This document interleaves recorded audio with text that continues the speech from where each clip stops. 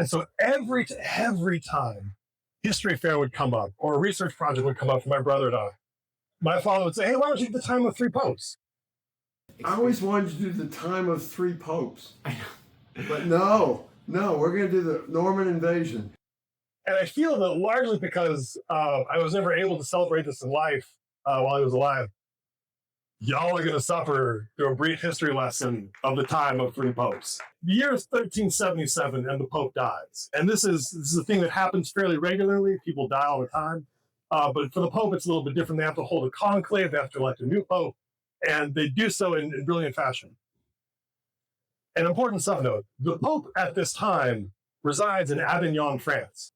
The story takes place in Avignon, France. The pope dies. The new pope is elected in Rome, and the pope, the conclave of cardinals likes this pope, and then within 6 months he becomes a monster. Someone calls him that, I'm sure. They dislike him. The newly elected pope resides in Rome. The conclave of cardinals goes to Avignon, France, and elects a new pope. But so we're up to two popes now. You may be counting. So Europe is there's a lot of countries in Europe, and who gets to claim what pope becomes a major issue. At some point, there's another conclave of cardinals. No.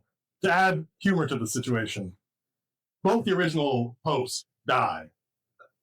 This period lasts for like 40 years, where there's two popes, one in Avignon, France, and one in Rome, Italy. And then they decide to settle it in the only way that they possibly can. They elect a third pope, this time in Pisa, Italy. So there is now a pope in Avignon, France, who has now been, I'm losing several of you. At some point, the way that the story ends, I promise I'm getting to it. In 1414, tired of the issue, the cardinals get the two popes to step down, excommunicate the third, and elect a fourth? No. But this time, since all the previous popes have been eliminated, the fourth pope is actually the only pope in existence at the time. They elect the fourth pope to office, resolving the issue. So the key point to take away from this is that crazy things happen. And a lot of times we have no idea that the history could be as wild as it is.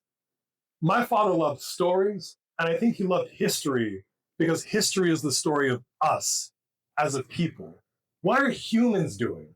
Why did they do it? These are wonderful questions. I don't have answers, but the search to finding the answers to those questions is a delightful journey of discovery.